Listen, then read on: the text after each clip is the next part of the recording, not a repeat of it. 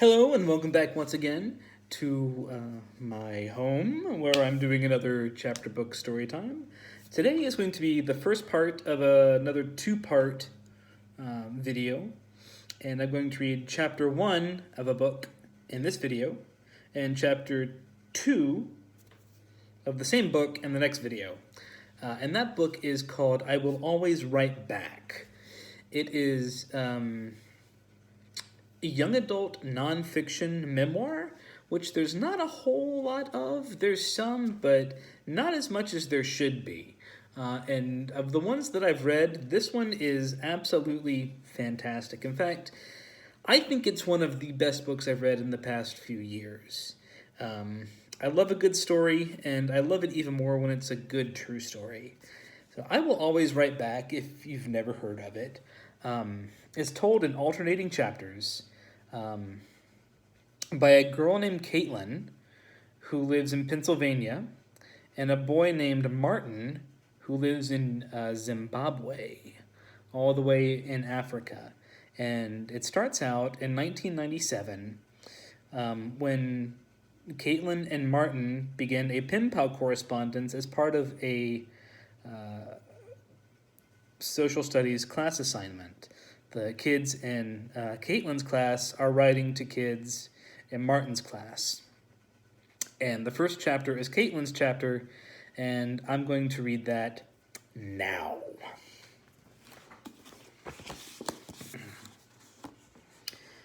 September 1997. Caitlin. I never heard of Zimbabwe, but something about the way the name looked up on the blackboard intrigued me.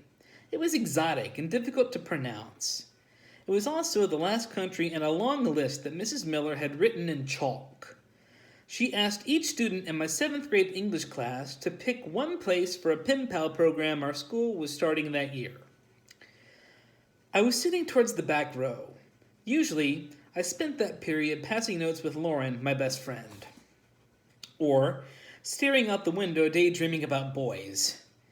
It was late September, and the leaves on the trees were beginning to turn from vibrant green to rusty red and mustard yellow. I was an average student. If I applied myself, I did well. Honestly, I was not all that interested in school, but there was something almost magnetic about this crazy-sounding place. Zimbabwe. So I raised my hand. Caitlin? Mrs. Miller said, surprised. She usually had to call on me to participate. How do you pronounce that last country? I asked. The one that starts with a Z. Zimbabwe, she said, sounding it out like it was 3 words. It's in Africa. Oh, cool, I said. I had a hunch it was there, but couldn't name any other countries on the continent. I had a good handle on Europe, as my family had gone to Germany the summer before to visit my dad's relatives. On the same trip, we went to Switzerland, Austria, Liechtenstein, and France. Other than several trips to Canada, that was my first trip abroad, and it was a huge deal. I'd never imagined traveling to Africa or even wondered what life must be like there. I had no idea, and that was all the more exciting, like the beginning of an adventure. That's the one I want, I said. I didn't know it then. How could I have? But that moment would change my life. Before then, I was a typical 12-year-old American girl, far more interested in what I would wear to school than what I might learn there. I assumed most kids, regardless of where they lived, had lives similar to mine. And while I imagined that Zimbabwe was radically different from suburban Pennsylvania where I grew up, I had no idea how much. My knowledge of Africa consisted of what I had seen in the National Geographic magazines my mother subscribed to for our family. I loved looking at the colorful photos of tribal people who wore face paint, loincloths, and beads. I didn't think my pen pal would dress like that, but I had no idea what kids in Africa wore. Jeans, like me? I had so many questions. I was born and raised in Hatfield, Pennsylvania, a small middle-class town 40 miles outside Philadelphia. Both my parents grew up there as well. They met in elementary school, but didn't start dating until college. After they got married, they moved to neighboring Lansdale, which is more affordable than Hatfield. My brother Richie was born there. By the time I came around 5 years later, they had moved back to Hatfield and bought the home they still live in today.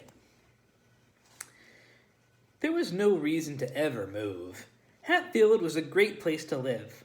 Quiet streets lined with ranch and colonial-style houses with well-kept yards, a good public school, and an old-timey downtown with a deli called the Trolley Stop. There was a Dairy Queen within walking distance of my house, and I'd often meet Lauren there for blizzards on the weekends.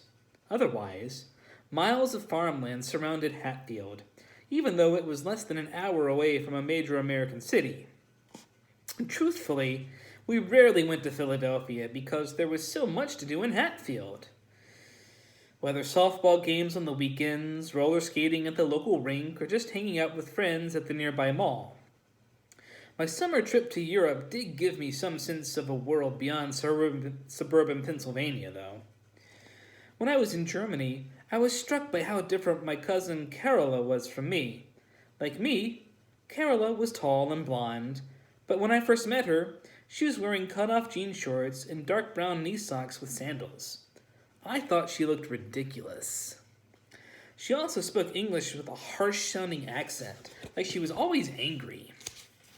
She ate sharp cheese and dark bread for breakfast, and liked chocolate with hazelnuts and salty black licorice.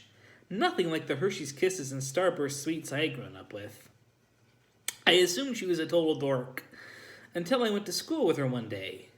The school year started in early August, and as soon as we walked into the building, everyone said hello to her, including all the cute boys. She was actually really popular, and many of her girlfriends were also wearing knee socks with sandals. It was fashionable. Meanwhile, I knew if I showed up at school wearing that outfit, people would say, "Why aren't you dressed like a nerd? Halloween isn't until October." Well, that trip opened my eyes to other ways of living beyond my small town. Everything and everyone in Hatfield felt so familiar, even a little boring. I wanted to learn about somewhere radically different, and having a pen pal in Africa seemed like a really great way to do that. Mrs. Miller went around the room calling on people. Lauren picked Germany, as did many other kids in our class who had some ancestral connection. A few kids picked France, and others picked Italy and England. By the time everyone had chosen, I realized that I was the only person who had picked a country in Africa. I think it shocked my teacher, who had already busted me twice that year for chewing gum in class, and once for passing a note to Lauren. Each time I was caught, I was slightly embarrassed.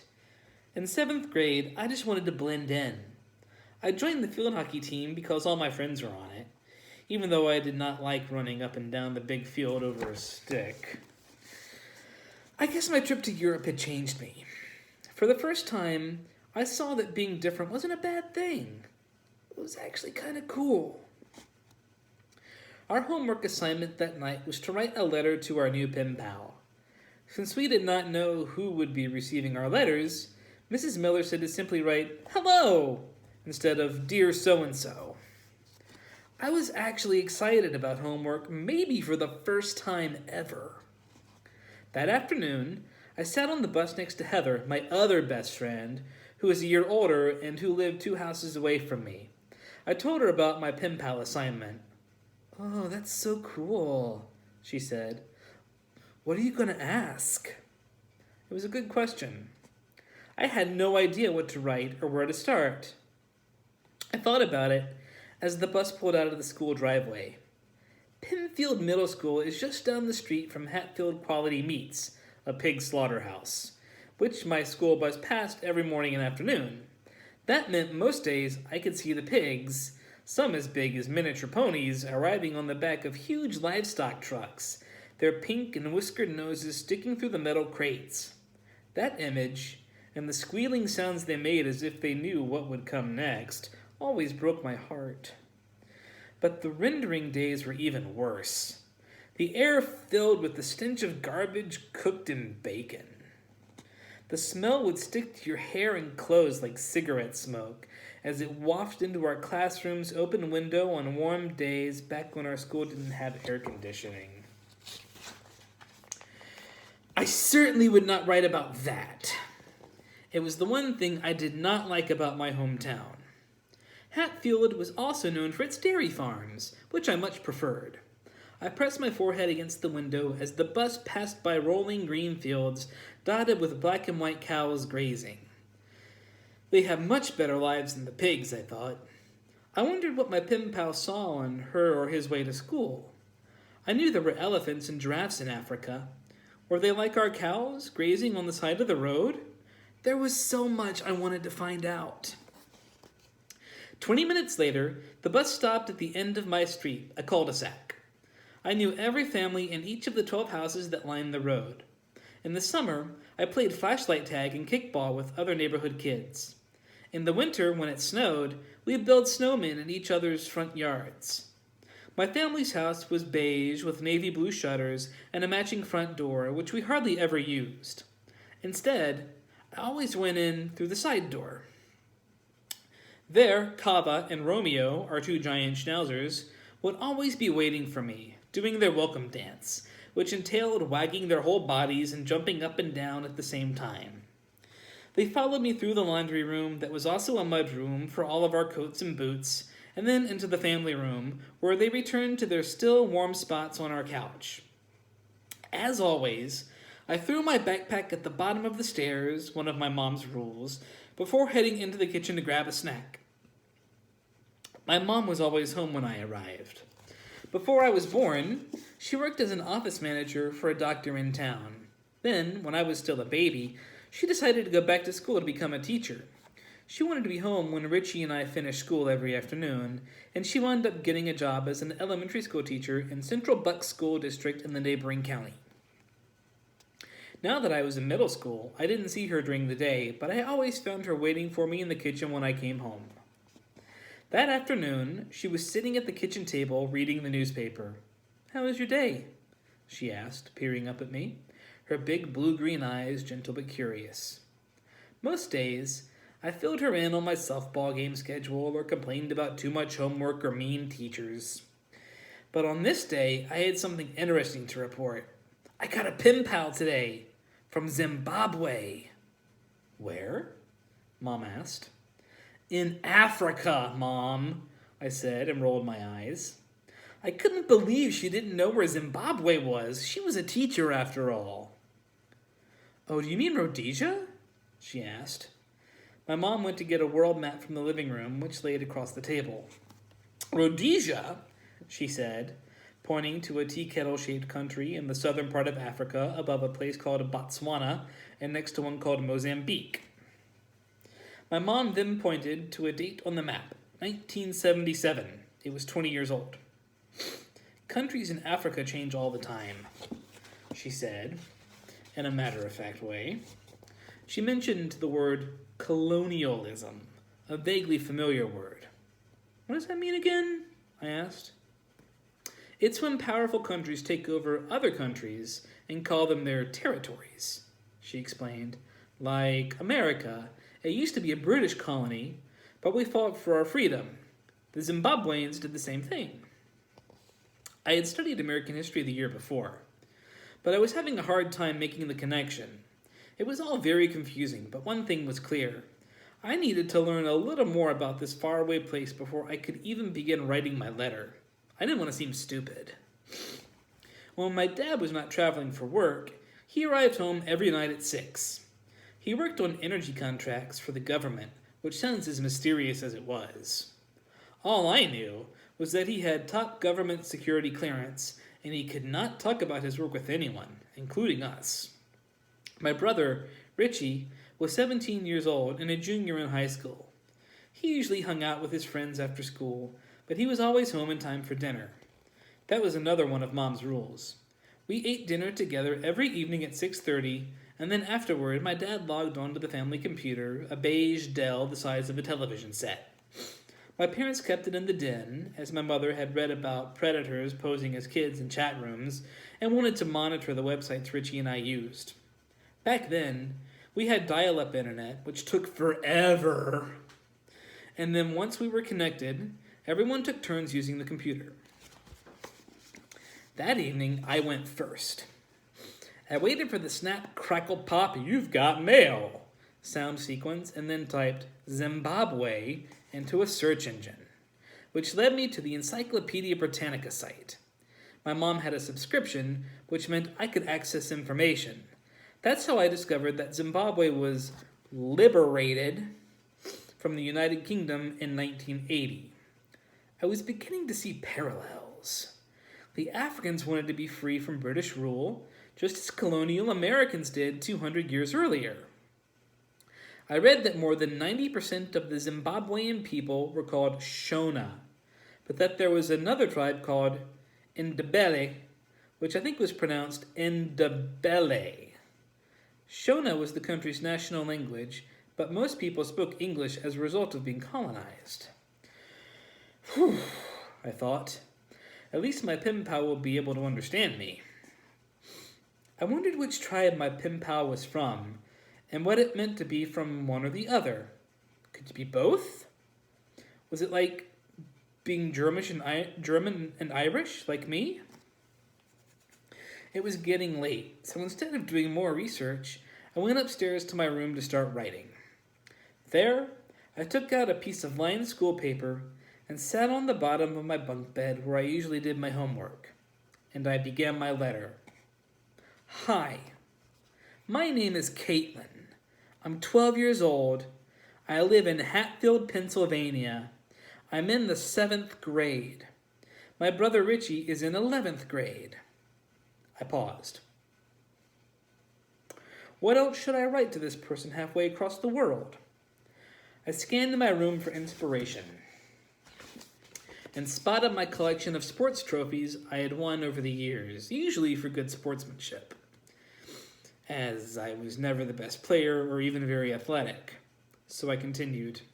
I play softball and soccer and field hockey. I did not include that I had started taking stats for my field hockey team because it hurt my back to bend over the stick all the time. I was already 5'3", the second tallest girl in my class. My posters tacked to the wall caught my attention, so I continued. I like the Spice Girls and the Backstreet Boys, and my favorite color is pink. This was all true. My mother had stenciled pink hearts on my walls, and the rug in my room was magenta, though no one would ever know, since it was completely covered in clothes. I continued. For fun, I like to go to the shopping mall on the weekend. I also like to go roller skating and bowling with my friends and to eat pizza. What do you like to do for fun, and what is it like in Zimbabwe? I knew there was more to ask and tell, but this was a good start. I signed it the way Mrs. Miller had showed us earlier that day. Sincerely, Caitlin Stoicitz. When I turned in my letter to Mrs. Miller the following day, I felt giddy, like this was the start of something big. I invite you back to join me next week for Martin's first chapter from Zimbabwe. Peace.